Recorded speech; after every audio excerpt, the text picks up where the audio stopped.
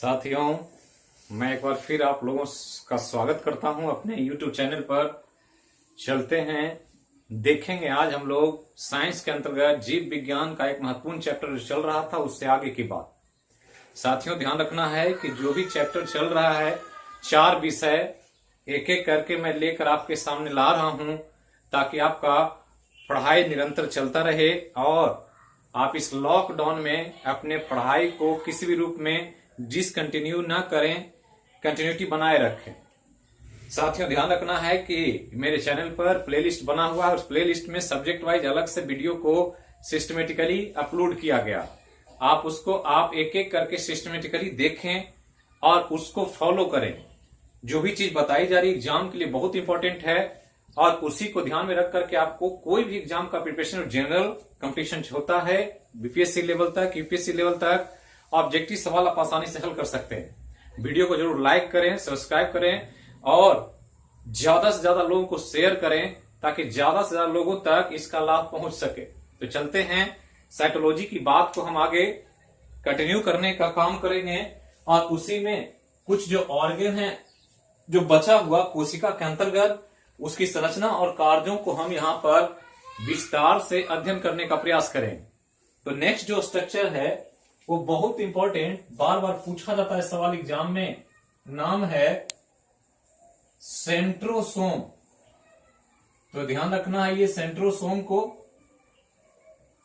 तो सेंट्रोसोम जिसको हिंदी में तारक काय कहा जाता है। तो एक चीज ध्यान रखना है साथियों कि जीव विज्ञान में ज्यादातर आप जो भी टेक्निकल टर्म्स हैं, जो भी बातें शब्दावली के रूप में आती है उसको आप अंग्रेजी में ही याद रखें।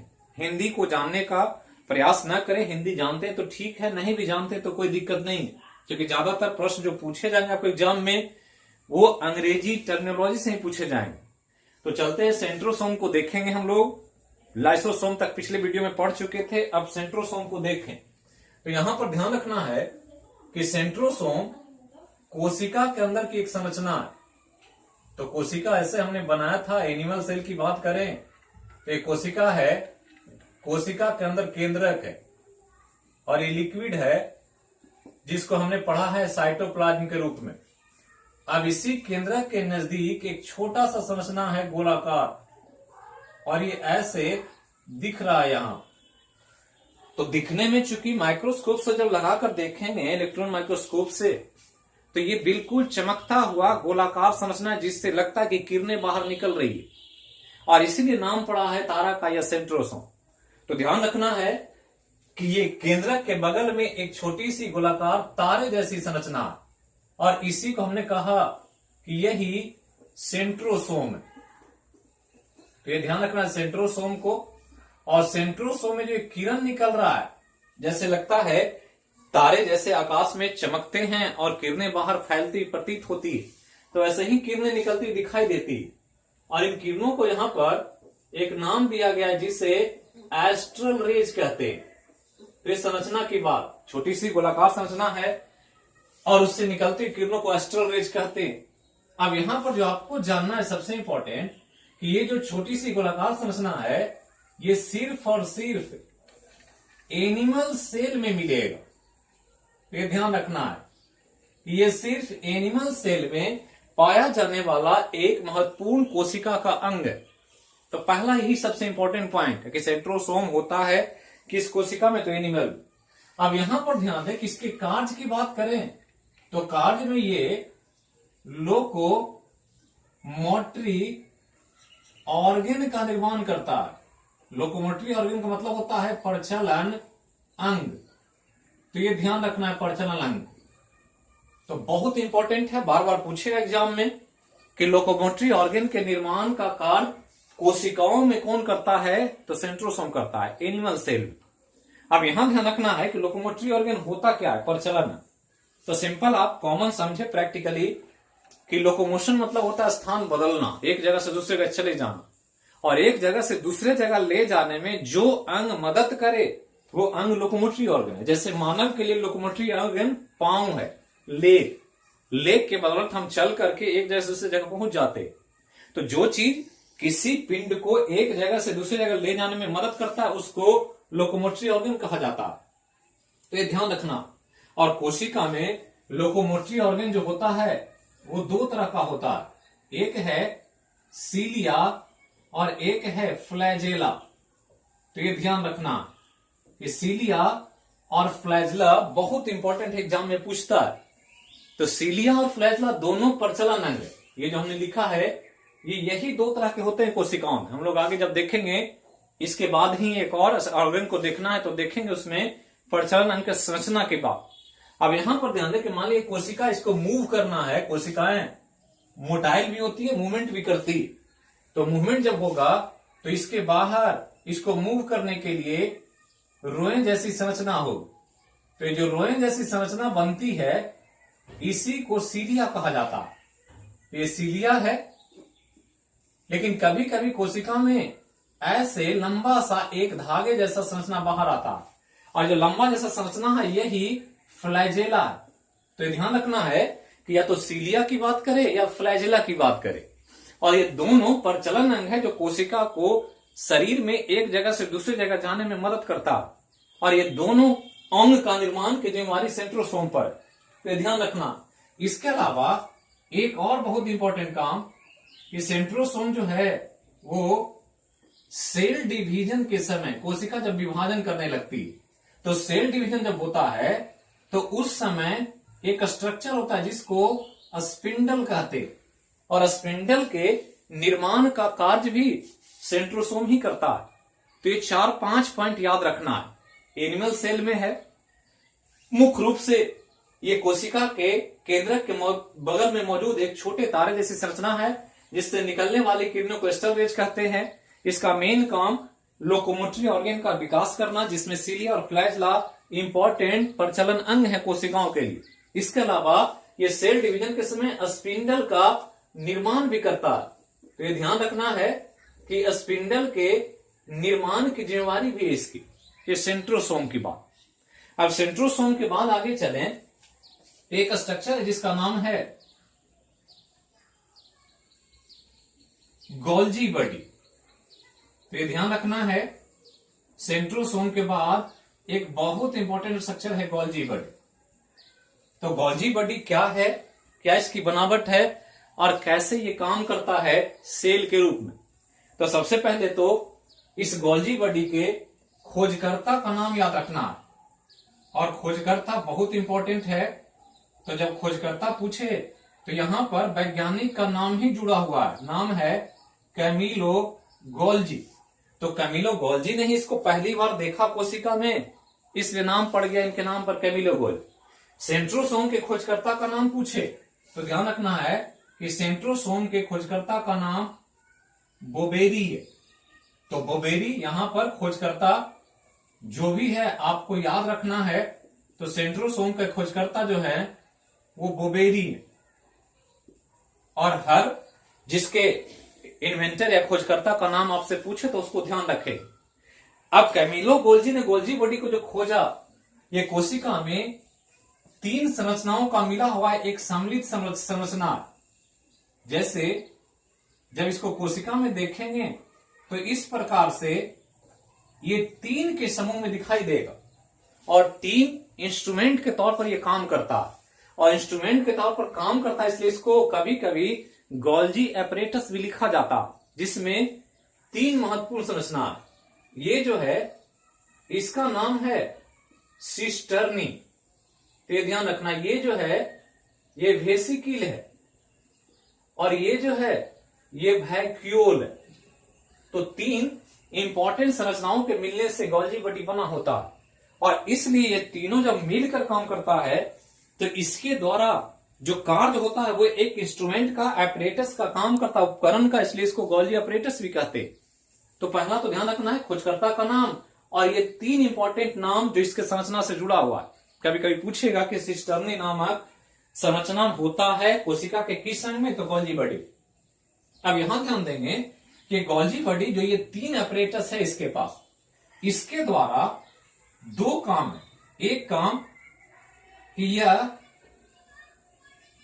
पैकिंग और तथा डिस्ट्रीब्यूशन, ये ध्यान रखना है। दो चीज, डिस्ट्रीब्यूशन मतलब वितरण होता है, तो ये दो चीज को ध्यान रखेंगे। और समझना क्या है कि जब कोशिका के अंदर चीजों का फॉर्मेशन होता है, जैसे एंजाइम्स बनना है, जैसे हार्मोन बनना है, जैसे अलग अलग तरह के प्रोटीन का निर्माण होना है, अलग अलग कोशिकाओं का फॉर्मेशन होना डेवलपमेंट करके, या बहुत सारे ऑर्गेनिक इनऑर्गेनिक कंपाउंड का निर्माण कोशिका के अंदर होता रहता। तो जो भी प्रोडक्शन हो रहा है कोशिका के अंदर, वो प्रोडक्शन के बाद उसको अलग अलग जगह पर काम के हिसाब से भेजना होता। जैसे प्रोटीन हम पढ़ेंगे, इसके बाद आगे जब स्ट्रक्चर पढ़ेंगे तो पढ़ेंगे कि राइबोसोम प्रोटीन की फैक्ट्री, तो उस प्रोटीन के फैक्ट्री में प्रोटीन के निर्माण के लिए एमिनो एसिड चाहिए, और एमिनो एसिड जब बनता है और उसको पहुंचाना होता है राइबोसोम तक, तो उसके पहले उसके पैकिंग की जाती है, और पैकिंग के बाद जहां जहां उन पदार्थों की जरूरत है वहां उसको वितरण कर दिया जाता। तो पैकिंग और डिस्ट्रीब्यूशन करने के लिए गोल्जी बॉडी एनिमल सेल में या कोशिका में मौजूद रहता है। तो ध्यान रखना है, प्लांट सेल में भी होता है, एनिमल सेल में भी होता है, और ये दोनों काम पैकिंग और डिस्ट्रीब्यूशन का मेन कार्य है इसका। तो कोई भी फैक्ट्री में प्रोडक्शन होगा तो वो पदार्थ, वो प्रोडक्ट को मार्केट में जाने से पहले, बाजार में उतारने से पहले उस पर रैपर चढ़ाना, कार्टून में बंद करना, उसको सीएनएफ डिस्ट्रीब्यूटर डीलरशिप के पास पहुंचा करके तब जाकर रिटेलर के पास पहुंचता है, जहां से वो सामान एक कस्टमर के पास आ जाता।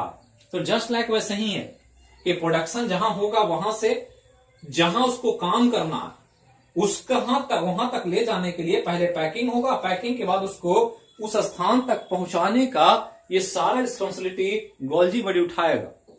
और इसलिए गोल्जी बॉडी को एक इंपॉर्टेंट उपमा दिया जाता है कि ये जो है मैनेजर है। मैनेजर मतलब प्रबंधक होता। तो ये ध्यान रखना है कि गोल्जी बॉडी को कोशिका का मैनेजर या प्रबंधक कहा जाता है, क्योंकि एक फैक्ट्री में जहां प्रोडक्शन होता है वो पैकिंग डिस्ट्रीब्यूशन का काम मैनेजर के अंतर्गत ही होता है। तो पहला ये ध्यान रखना कि ये पैकिंग का काम करेगा, डिस्ट्रीब्यूशन करेगा, और इसको मैनेजर के रूप में देखा जाए। अब यहां एक और काम है कि गोल्जी बॉडी जो है एक इंपॉर्टेंट काम करता है कि यह सेल प्लेट बनाता है, और ये पूछेगा एग्जाम में। और सेल प्लेट जो बनता है, ये सेल प्लेट का निर्माण का कार्य करे, तो ये ध्यान रखना। तो अब प्रश्न उठता है कि सेल प्लेट होता क्या, जो कोशिका विभाजन में एक इंपॉर्टेंट स्ट्रक्चर है, और कई बार पूछा एग्जाम कि सेल प्लेट बनाने का काम कौन करता है, तो गोल्जी बॉडी करता। अब यहां पर हम देखें कि एक सेल है, तो सेल जो है ये कोशिका है, और हमने पढ़ा था सेल थ्योरी में कि कोशिका को विभाजन करना होता और एक कोशिका से दो कोशिका बन जाता। विभाजन मतलब बंटवारा। तो कॉमन प्रक्रिया है बंटवारे का या डिवीजन का। एक घर में दो भाइयों के बीच आपस में जब बंटवारा होता है तो बंटवारे के पहले मैपिंग कर दिया जाता है कि कितना लैंड है, और उस लैंड के हिसाब से किसका कितना हिस्सा। जब लैंडिंग का मापा मेजरमेंट कर लेंगे तो फिर वहां से एक लाइन खींच देंगे, पार्टीशन कर देंगे। एक ही घर है, उसको बांटना है दो भाग में, तो पार्टीशन करेंगे, और पार्टीशन को लाइनिंग के रूप में देखेंगे, और लाइन के हिसाब से वो बट जाएगा दो भाग में। तो जब कोशिका डिवाइड करना होता है तो यहां जो पार्टीशन का काम है, उस पार्टीशन के पहले एक इंपॉर्टेंट लाइनिंग खींचा जाता है, और ये लाइनिंग को ही यहां सेल प्लेट कहा गया। और जब लाइनिंग खींच देगा तो ये कोशिका बटेगा, और बट करके दो कोशिका में विभाजित हो जाए। तो ये जो बटा यहां से लाइनिंग जहां से खींचा जाएगा वहीं से टूटकर दो भाग में हिस्सा में बटेगा। तो जो लाइनिंग खींचाएगा वो सेल प्लेट, और सेल प्लेट के निर्माण की जिम्मेदारी गोल्जी बॉडी की। तो ये ध्यान रखना। अब यहां से आगे चलें तो एक इंपॉर्टेंट और कार्य है इसका कि यह एनिमल में स्पर्म के एक्रोजोम, बहुत इंपॉर्टेंट है, ये ध्यान रखना है, पूछा एग्जाम में। स्पर्म के एक्रोजोम का निर्माण करता है। तो ये ध्यान रखना कि जो एनिमल होता है उस एनिमल में जो सेक्स सेल है मेल का, तो मेल और फीमेल में सेक्स सेल बनते हैं जिसको गैमीट कहा जाता है। मेल में स्पर्म कहते हैं, फीमेल में ओवा कहते हैं। तो जो मेल में स्पर्म का फॉर्मेशन हो रहा है प्रजनन के लिए, वो मेल के पास स्पर्म जो बनना है, उस स्पर्म में एक इंपॉर्टेंट संरचना है, उसी का नाम एक्रोजोम। अब यहां पर ध्यान दें तो ये एक स्पर्म का चित्र है ऐसे, तो ये स्पर्म ऐसे बना हुआ है। नॉर्मली स्पर्म का स्ट्रक्चर ऐसा ही होता है, जिसमें ये मेन पार्ट है, आगे वाला हेड है, पीछे वाला टेल है, और इस हेड के ऊपर ही एक नुकीला संरचना होता है, और इसी में ये गोल्जी बॉडी होता है, और गोल्जी बॉडी से ये बना हुआ नुकीला पार्ट जो टिप है, इसी को एक्रोजोम कहा जाता है। तो एग्जाम में पूछे कि एक्रोजोम का फॉर्मेशन किसके द्वारा होता है, तो गोल्जी बॉडी के द्वारा। और ये जो चित्र है, ये एक मेल के स्पर्म का चित्र है, शुक्राणु का। हम लोग आगे जब प्रजनन चैप्टर आएगा तो और डिटेल में इसको देखेंगे, स्पर्म के फंक्शन को, जहां पर एक्रोजोम के कार्य को हम लोग को देखना है। तो ये ध्यान रखना है, जो एक्रोजोम है ये टिप, मतलब जो स्पर्म है उसका शीर्ष भाग नुकीला होता है, और उस नुकीले शीर्ष का निर्माण इसी संरचना के द्वारा होता है, जिसको गोल्जी बॉडी कहते हैं, और इसी से बना हुआ संरचना एक्रोजोम कहलाता है। तो इतना चीज आप गोल्जी बॉडी में ध्यान रखें। तो ये हो गया सेंट्रोसोम, ये गोल्जी बॉडी। अब आगे चले तो एक संरचना है बहुत इंपॉर्टेंट, नाम है इंडोप्लाज्मिक रेटिकुलम। तो ये ध्यान रखना है, इंडोप्लाज्मिक रेटिकुलम, अंतःप्रद्रव जालिका कहते हैं, और ये बहुत इंपॉर्टेंट संरचना है। और जब इसको देखेंगे कि संरचना की बात करेंगे तो इसकी बनावट देखें तो ये एक सेल है। तो ये सेल है, ऐसे हमने पढ़ा, ये सेल, और सेल के अंदर न्यूक्लियस है, और इसके बाहर साइटोप्लाज्म है, अंदर में न्यूक्लियोप्लाज्म। अब इस न्यूक्लियस को ध्यान देंगे कि इस न्यूक्लियस से एक झिल्ली नुमा संरचना ऐसे ज्वाइंट्स रहती है, ऐसे जो दो तरफ से पकड़े रहती है, ये ध्यान रखना है ऐसे।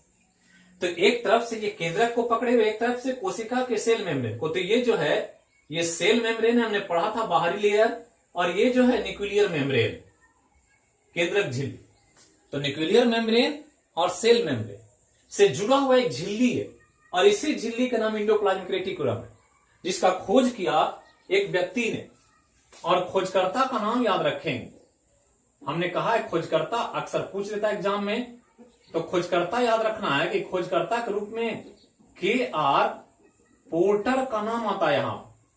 तो के.आर. पोर्टर ने ही इसको पहली बार देखा, और देखा कि एक झिल्ली नुमा संरचना है जो सेल मेम्ब्रेन और न्यूक्लियर मेम्ब्रेन से जुड़ा हुआ, और बीच में केंद्रक या कोशिका के अंदर केंद्रक कहीं भी है, उसको धागे से झिल्ली के रूप में बांधा गया। जैसे कि गेंद लें और गेंद को दो तरफ से, तीन तरफ से धागे से बांध कर खींचे ऐसे, तो गेंद बीच में क्या होगा, फिक्स हो जाएगा, वो इधर उधर नहीं जा सकेगा।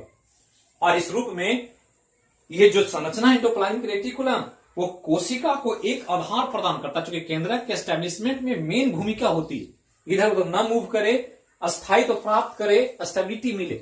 और यह स्टेबिलिटी किसी भी सिस्टम में जब एनिमल या प्लांट्स की बात करते हैं तो ये देने का काम जो होता है वो स्केलेटन का होता है। स्केलेटन मतलब कंकाल। तो ये ध्यान रखना है कि किसी भी शरीर में स्टेबिलिटी या आधार प्रदान कंकाल करता है। जैसे हमारे बॉडी को ही लें तो हमारा शरीर में बहुत सारे ऑर्गन, जैसे चलेंगे अंदर तो फेफड़ा मिलेगा, किडनी मिलेगा, हृदय मिलेगा, लीवर मिलेगा, और सब अपने अपने जगह पर फिक्स है, इधर उधर नहीं जा सकता। तो क्यों नहीं जाता है? क्योंकि शरीर, बॉडी जो बना हुआ वो कंकाल से बना हुआ। चेस्ट में पिंजरा नुमा पसलियां जैसे फंसी हुई है, और उसी के बीच में हृदय फेफड़ा व्यवस्थित किया गया, जो हम लोग देखेंगे रेस्पिरेटरी सिस्टम में या सर्कुलेटरी सिस्टम। तो यहां पर ध्यान रखना कि कंकाल का जो काम है फिक्स करने का बॉडी के ऑर्गन को, अंगों को, वही काम यहां इंडोप्लाज्मिक रेटिकुलम करता। और इसलिए इस इंडोप्लाज्मिक रेटिकुलम को कोशिका का कंकाल कहा जाता है, स्केलेटन ऑफ द बॉडी। तो ये पूछा एग्जाम कई बार कि कोशिका का कंकाल कहते हैं किसे? तो इंडोप्लाज्मिक रेटिकुलम। अब यहां ध्यान रखना है कि इंडोप्लाज्मिक रेटिकुलम जो दिख रहा है दो तरह का होता है। तो ध्यान रखना है कि यह 2 टाइप्स में होता है, दो तरह का। और 2 टाइप्स जब स्टडी करेंगे तो पहला जो होगा वो SER होगा और दूसरा जो होगा वो RER कहलाए। तो ये ध्यान रखना है ACR और RER। अब यहां ध्यान देंगे कि ACR और RER में अंतर क्या है। तो अगर ऐसे देखें इसको तो इस झिल्ली पर अगर इस प्रकार की संरचना मिले जिस पर डॉट डॉट्स दिखाई दे, तो डॉट डॉट्स समझने का ऐसा समझें कि एक धागा लें, एकदम फ्रेश धागा जो कहीं ब्रेक नहीं हो, टूटा हुआ ना हो, तो धागे को छुएंगे तो धागा बिल्कुल स्मूथ मिलेगा आगे से पीछे तक। लेकिन धागे में बीच बीच में गांठ लगा दे, तो बीच बीच में गांठ लगा तो जहां गांठ मिलेगा छुएंगे तो वहां रफ लगेगा, खुरदरा लगेगा। तो इसी तरह से गांठ के रूप में डॉट्स दिखाई पड़ता है। और ये डॉट्स जो है, ये डॉट कोई साधारण डॉट नहीं है, ये एक स्ट्रक्चर है जो हम लोग को पढ़ना है, नाम है राइबोसोम। तो मुख्य रूप से ये राइबोसोम का डिपोजिशन। तो इंडोप्लाज्मिक रेटिकुलम दो तरह का, एक वैसा जिसके ऊपर राइबोसोम जमा हुआ हो, डिपोजिट हो, वहां पर जाकर के वो सिचुएटेड हो गया हो। तो जिस पर राइबोसोम जमा मिलेगा उसको मानेंगे वो रफ है, क्योंकि वहां डॉट्स दिखेगा, धागा में जैसे गांठ रहेगा डॉट दिखेगा, और इसको रफ इंडोप्लाज्मिक रेटिकुलम कहेंगे। और जिस पर राइबोसोम जमा नहीं होगा उसको स्मूथ कहेंगे, मतलब यहां पर विदाउट राइबोसोम होगा और यहां जो होगा विथ राइबोसोम होगा। तो ये ध्यान रखना है, एक पर राइबोसोम होगा, एक पर राइबोसोम नहीं होगा। तो जिस पर राइबोसोम नहीं होगा वो स्मूथ लगेगा, चिकना लगेगा, इसलिए स्मूथ इंडोप्लाज्मिक रेटिकुलम। दूसरा कि वैसा जिस पर राइबोसोम मौजूद होगा वो खुरदरा दिखेगा, और खुरदरा नेचर की वजह से इसको रफ इंडोप्लाज्मिक रेटिकुलम कहेंगे। तो विथ मतलब राइबोसोम के साथ, और विदाउट मतलब बिना राइबोसोम का। तो बिना राइबोसोम का है तो SCR, और राइबोसोम के साथ है तो RER। अब यहां ध्यान रखना है कि राइबोसोम प्रोटीन का निर्माण करता है, और प्रोटीन के निर्माण की वजह से इसको प्रोटीन की फैक्ट्री कहते हैं। और प्रोटीन की फैक्ट्री के वजह से यहां ध्यान रखना है कि इंडोप्लाज्मिक रेटिकुलम को एक उपमा दिया जाता है कि यह वह अंग है जो प्रोटीन की फैक्ट्री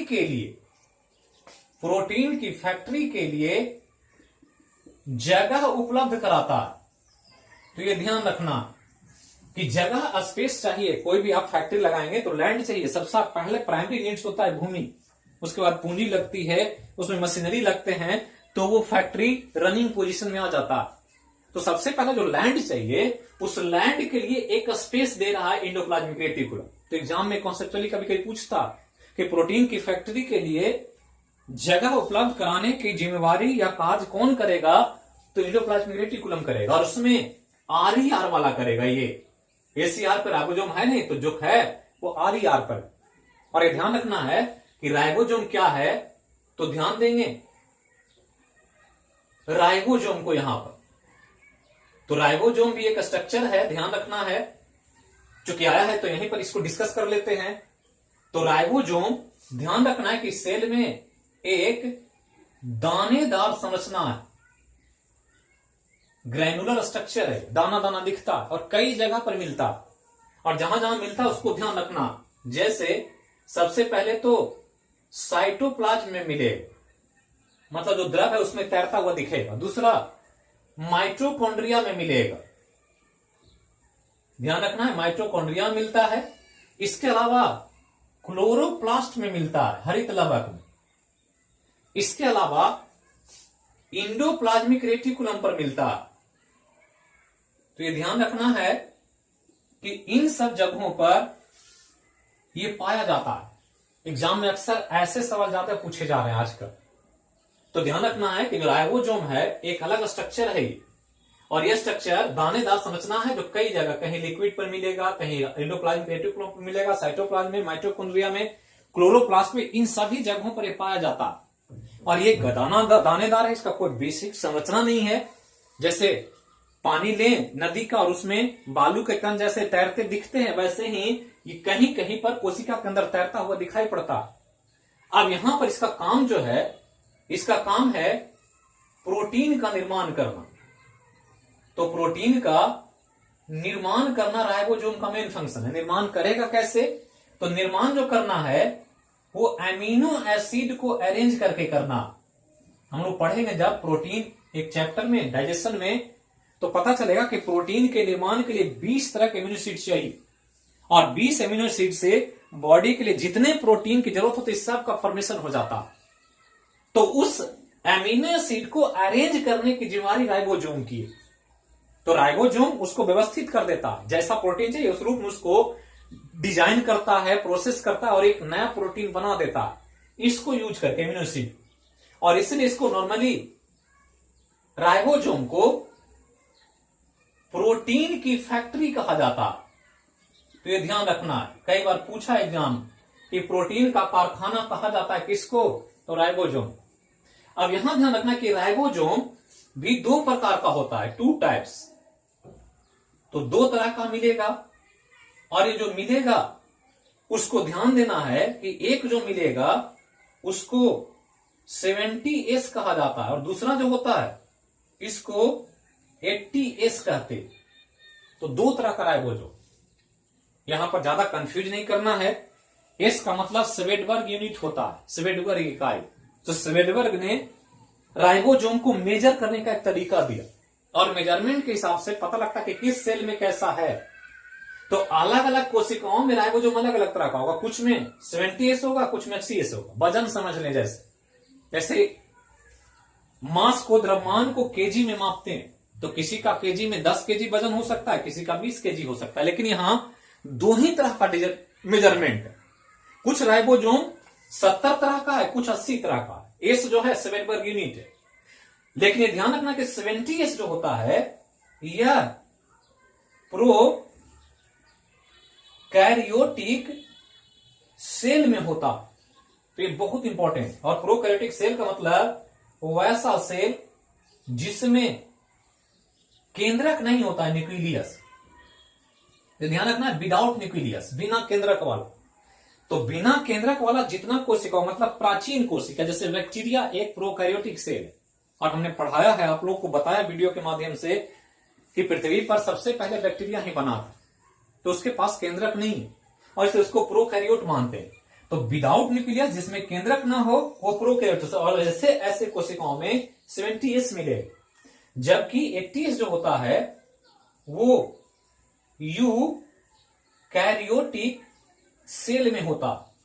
और यूकैरियोटिक सेल का मतलब विथ न्यूक्लियस, तो ऐसा सेल जिसमें केंद्रक हो। तो बैक्टीरिया, वायरस, इन सबको छोड़ दें तो बाकी जो कोशिकाएं हैं सब में केंद्रक। अमीबा से लेकर मानव तक, पेड़ पौधे जितने भी हैं सब में केंद्रक। और केंद्रक वाला जितना कोशिका होता है वो सब यूकैरियोटिक। और यूकैरियोटिक में जो राइबोसोम होता है वो 80S होता है। अब यहां पर राइबोसोम के खोजकर्ता को भी याद रखना, जो बहुत इंपॉर्टेंट। अब खोजकर्ता की बात करें तो नाम है पलाडे। तो पलाडे ने इसको खोजा, इसलिए इसको ध्यान रखना। तो यही राइबोसोम से संबंधित बात। तो यहां पर जो भी स्ट्रक्चर आपको बताया जा रहा है बहुत इंपॉर्टेंट है, और हर पॉइंट से एग्जाम में प्रश्न बार बार एग्जाम में पूछा जाता है, तो इसको बार बार रिवाइज करें। जो हमने आपको एक चैनल दिया था GS विथ एच रोशन, ये ध्यान रखना है, टेलीग्राम पर GS विथ एच रोशन, जिसके द्वारा आप इस पढ़े हुए वीडियो क्लास के माध्यम से जो भी विषय पढ़ रहे हैं उससे क्वेश्चंस को सॉल्व करके अपने तैयारी को और अच्छे से आप मुकाम तक पहुंचा सकते हैं। तो इस पर GS विथ एच रोशन ये टेलीग्राम पर है, इसको आप जरूर सब्सक्राइब कर लेंगे, इसको ज्वाइन कर लेंगे, जिससे आपको बहुत सारे कंटेंट्स मिलते रहेंगे बीच बीच में। तो ये ध्यान रखना है, पर डे 21 क्वेश्चन का टेस्ट सीरीज पर चल रहा है, जिसका क्वेश्चन और अगले दिन आंसर शीट जारी किया जाता है। तो ध्यान रखना है, लॉकडाउन के समय में पूरा GS को कमांड करें। तो साइकोलॉजी में जो भी महत्वपूर्ण बात था वो सारा कुछ हमने यहां पर कंप्लीट किया। अब यहां के बाद हम लोग एक नया चैप्टर देखेंगे जीव विज्ञान में जो इससे और ज्यादा महत्वपूर्ण है, और वो चैप्टर अब यहां से आगे बढ़ करके एक उत्तक की संरचना पढ़ना है हिस्टोलॉजी के रूप में। तो यहां तक आपका साइटोलॉजी चैप्टर कंप्लीट होता है, जो आपके एग्जाम के दृष्टिकोण से जितना जरूरी है वो मैंने आपको यहां पर उपलब्ध कराया। तो वीडियो को पूरा देखें शुरू से अंत तक, लाइक करें, सब्सक्राइब करें। अगर पहला बार देख रहे हैं तो सब्सक्राइब जरूर कर लें और ज्यादा से ज्यादा लोगों तक शेयर करें। तो फिर मिलेंगे अगले वीडियो में। बेस्ट ऑफ लक, शुभ रात्रि, धन्यवाद।